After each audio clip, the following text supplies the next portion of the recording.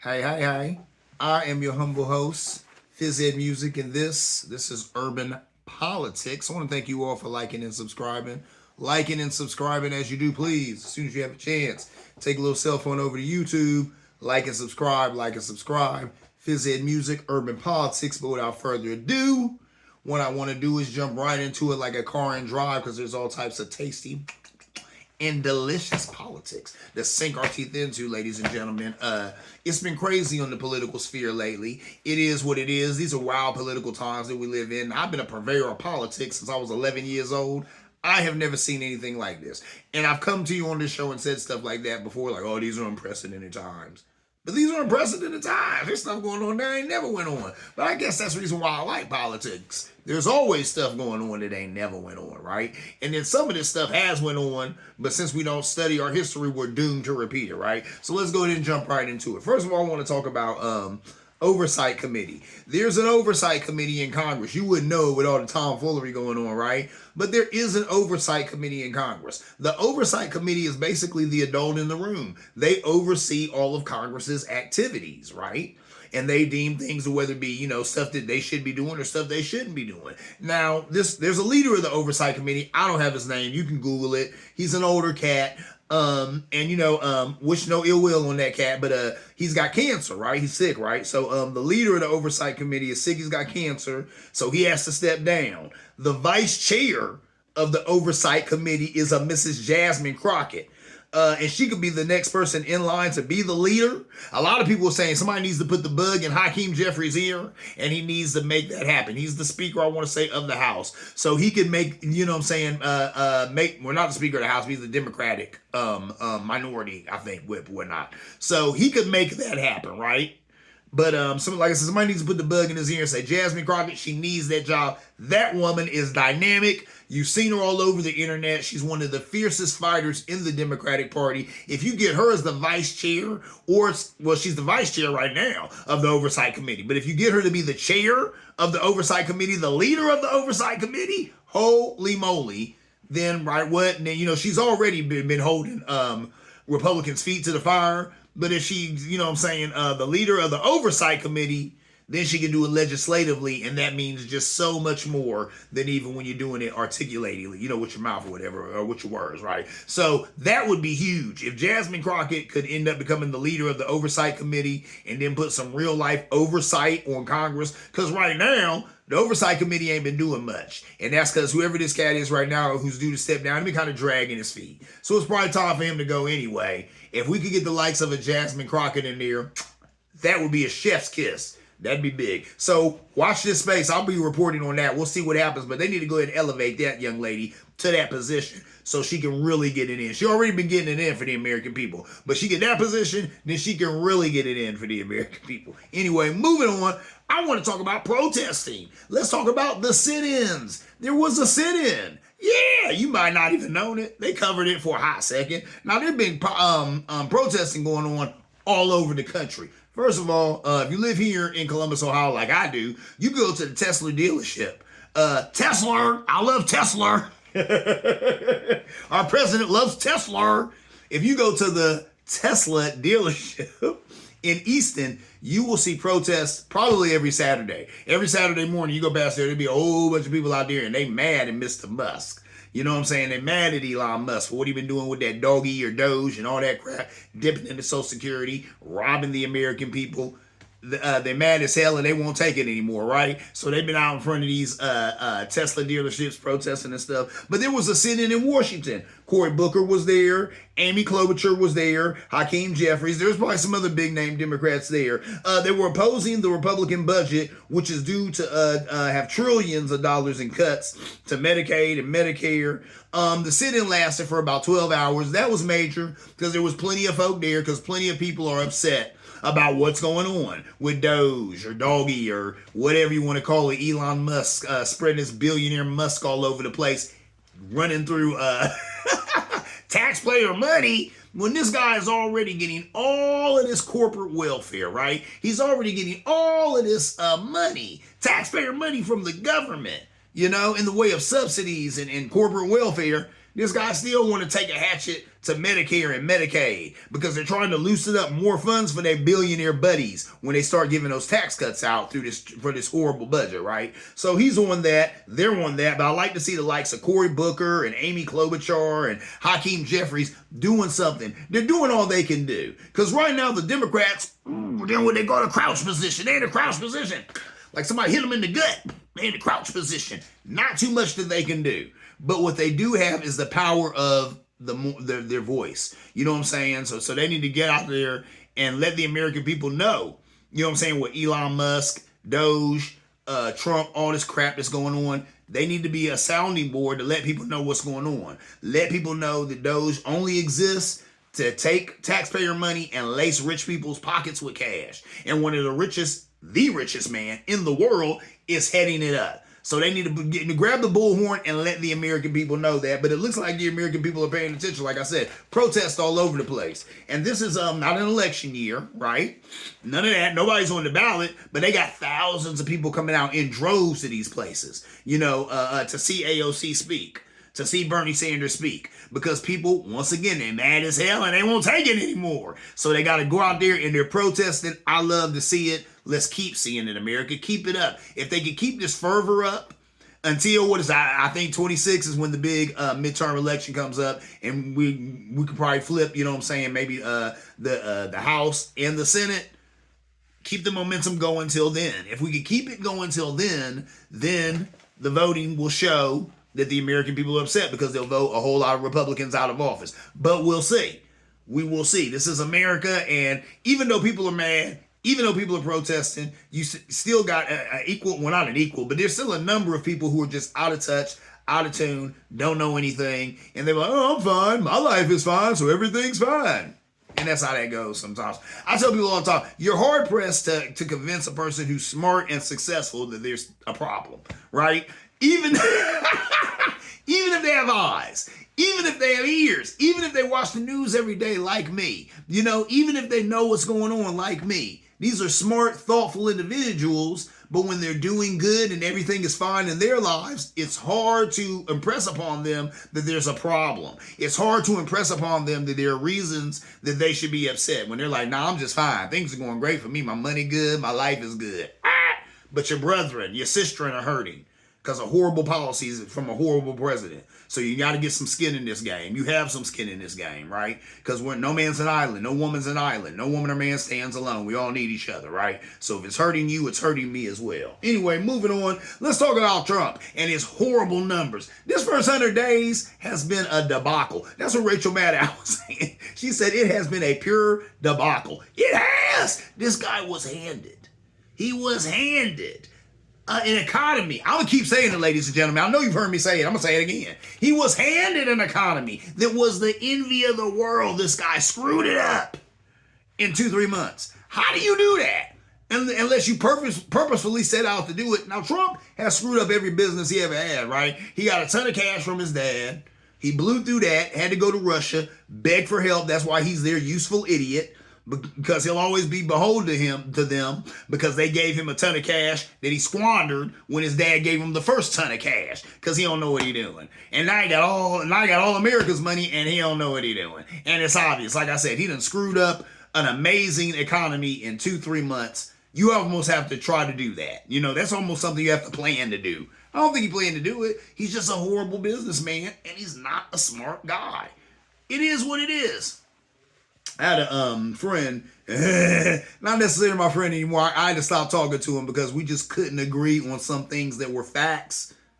Some things are facts. You can feel the way you feel, but some things are facts. This guy couldn't agree on facts. So whatever. But even that guy who voted for Trump, you know what he told me? He said, Trump, not a smart man. Yeah, he went to that business school. He went to a good school. He did well at a good school, but he's not a smart man. And our president has said out his mouth that he doesn't read.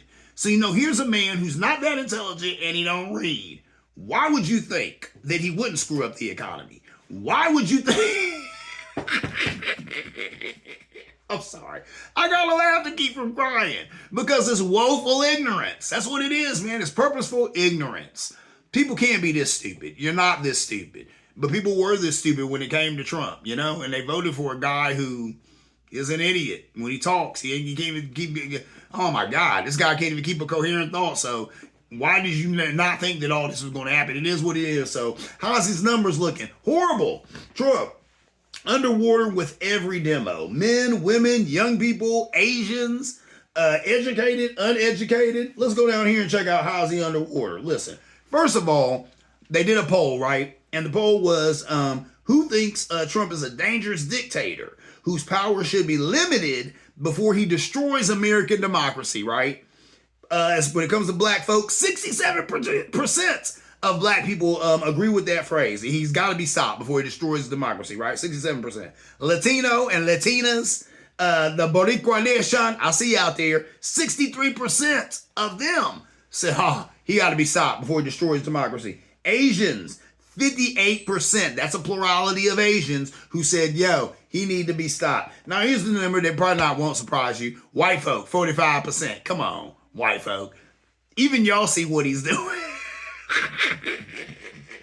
Even y'all see this guy ain't worth a quarter.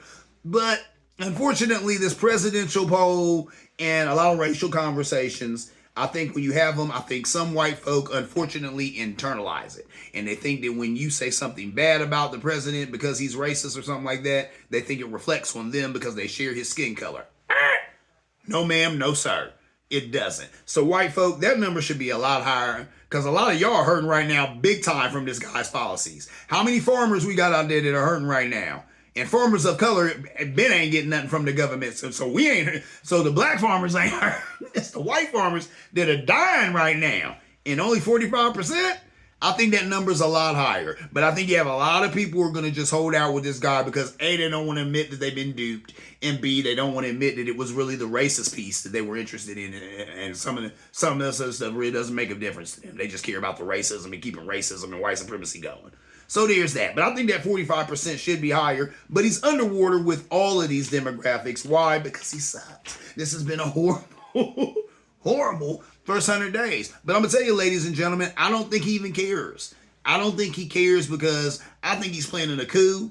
It's going to be a military overtake of the government. I hope I'm wrong. I pray I'm wrong. But I think in 3 and some change years here, that's how that's going down. I don't think he's going to do it the way you're supposed to do it. There's that. And then 2, he's making all types of money off of that Dogecoin he's got. I think they said the coin was up to like $2 billion in worth. And that coin has absolutely no worth unless you love Trump and you're a Trump supporter and want a Trump coin. But they said as far as like intrinsic value, it has none. But it has value for about $2 billion because that's what people are paying for. See what I'm saying? So there you go. So he's making tons of money off of that. Elon Musk is on his way to be the first trillionaire, they were saying. He's going to use the federal government to do that with all this, corporate welfare and all this other crap that he's getting. Now, he's seen his numbers come down because of his Nazi saluting and all that other crap. But he's still well on his way to get that trillion. And that's what they're doing. That's what this is all about. They don't care about cutting government waste. Trump don't care nothing about the Republican Party or the American people. They care about getting paid, and they are getting paid. Period. Full stop. Period. Full stop. They're in it for the grift, and you and I are being grifted. I know I'm being grifted. Do you? All right, so there's that, ladies, and that's terrible. So Trump going after Act Blue. Act Blue is a foundation that collects a bunch of money for Democratic candidates. Of course, he wants to go after that. Why? If you can kill the money on that side, then you kill that side. If Democrats can't get funds, if they can't fundraise with Act Blue, then they can't raise funds to compete in political races. Ergo, the Republican Party wins all the time, right? So there's that. Steady losing in court. He stay losing in court. A lot of federal judges, what are they doing? Striking down all this stuff that he's trying to do because Trump forgets this is a country, like Barack Obama said, this is a country of laws. We will seek retribution through the law. He knew what he was talking about, man. He knew what he was talking about, and that's what happens, right? Every time Trump puts something out there, boom, a federal judge will smash it down because that's the law. And this is a country of laws. That's all America is, a country of laws. We have laws here, right, that dictate everything. And even the president's knee must bow to the rule of law. I love it. So Trump says on the economy, I just saw this interview. He's on the economy. He's talking to the lady. He said, maybe kids get $2 instead of 30. And maybe those $2 cost a little bit more. Garbage. That's the stupidest thing, and ain't that something? So you just tell the American people, and you tell kids, hey, you might just be getting some less toys for Christmas. Don't worry about it. You might be getting less toys for Christmas, and parents, those few toys might still even cost more than they used to cost, but it's not no big deal. It's just a little discomfort while I'm doing my little tariff games over here. No, no, no. And unfortunately for Trump, America is paying attention. People out here protesting because they salty. They've lost jobs. They've lost money. They've seen their 401ks dwindle. My dad has been impressing upon me about 401k this, 401k that, 401k this. And I never was all that interested in one. Most times I get involved in one because the job that I had made a way for you to get involved in one. But I pay attention to the news. I know how this thing goes. These guys play games on high with the stock market like they playing games now. I reported on this show how the one lady said she watched her husband's 401k hemorrhage $8,000 in hours. That's crazy. $8,000 in hours? And like maybe an hour or two. She said it just was gone. You know what I'm saying? Gone. A lot of his retirement. A lot of people have seen their whole retirement gone. Gone. Right? But my pops is old. He remembers a day when these things used to work. He remembers a day when you could put your faith in American institutions and not be an idiot. Hold up. Let me take a sip of this wine.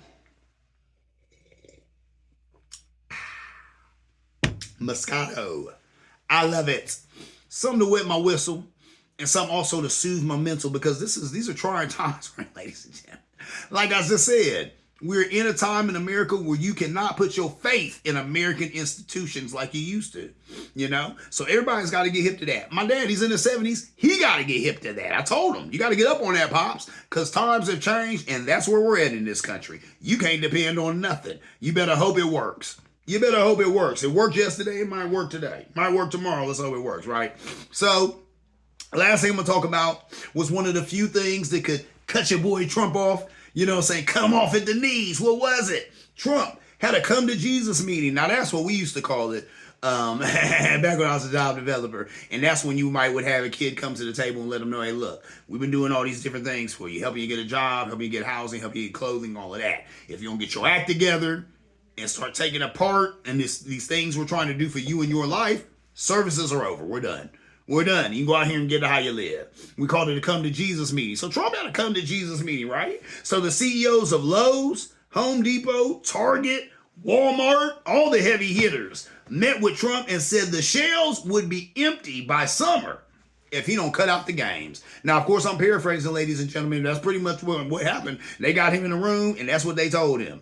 They said, hey, man, you can cut the games, or summer comes, shelves will be empty because all this crap's coming from China. I said that a million years ago. Right now, if you turn over something in your house right now, as I'm speaking to you, turn over something in your house, I bet you it says made in China or made in Indonesia. It definitely will not say made in America. We ain't made jack in America in a long time. In a real long time. So why does Trump think that he can come at these people like this and they're going to capitulate to him? He doesn't get that. China's more powerful than us. China has more money. They have more people, and they have more maturity. I don't know how to explain. I don't know how else to even explain it. They have more maturity. China has invested in workers and products.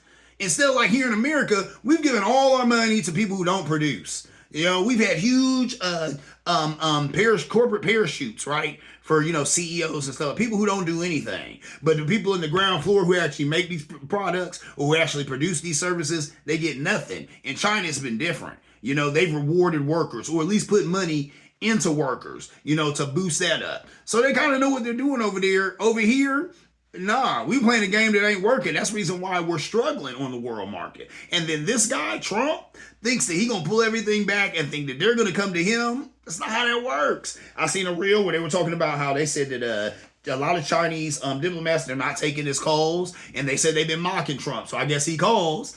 They don't answer the call. They just put on a speech, one of Barack Obama's speeches, because they know that he specifically hates the black president, Barack Obama. So they play the speeches while he trying to talk to them and trying to make a deal. He gets what he deserves. You know what that was? That was arrogance. That was the white arrogance. That was American arrogance. There he is, You know what I'm saying?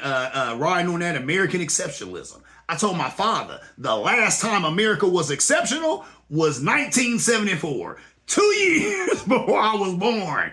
That was the last time that this country was exceptional. American exceptionalism has been went the way of the dodo bird. This is not an exceptional country anymore. We're pretty much a third world country, right? Government don't work. Police are out of control, and there's nobody to reel them in. This is a third world country, ladies and gentlemen. You know, they talk all that smack about all these countries overseas and all that other stuff. Right here in America, we're dealing with some of the same crap. But like some of these third world countries, us American citizens better put the fire up under us. We better get the fire up under us. Because you see these other places, they protest, right? They go hard because they want things to change. America, we're going to have to go hard if we want things to change. We're not used to protesting like that. We're not used to having a reason to protest like that, but we do now. So we best to get hip. We better start looking at some of these other places that have already went through this oligarch thing, who have already went through this technocracy thing, and see how they handled it, and then we need to get in lockstep with that. You see there's protests all over the world. There's protests all over America. All I say is American people, keep doing it. Keep it up. Keep it up. And then when you get to the ballot box, let your voice be heard with your vote. You've been out here protesting in the streets. Please don't get to the ballot box and keep Republicans in there. If you don't like what they've been doing, if they're not representing their constituents, vote them out of office. Because that's all they care about is their jobs. They don't care about you. They don't care about making your life better. They care about their cushy job. So make sure they don't have it if they ain't working for you. Politics, ladies and gentlemen. Politics, politics, politics. What can I say? You have to speak with your vote. I tell people when it comes to politics, you only got two things. You either got a bunch of money or a bunch of people. So America, you know what we got? A bunch of people. All of America is salty at the president right now. Most of America, the majority of America is salty at the Republican Party right now. Let them know with your vote. Go out there and vote these people out of office because that's all that they care about. All they care about is their jobs. All they care about is their cushy paycheck. Make sure that they don't have it no more. That is my time, ladies and gentlemen. This has been Urban Politics. I'm your humble host, Fizz and Music. I want to thank you all for liking and subscribing as you do. Please, as soon as you have a chance, take yourself on over to YouTube. Like and subscribe. Fizz and Music, Urban Politics. And as always, ladies and gentlemen, see you around like a donut.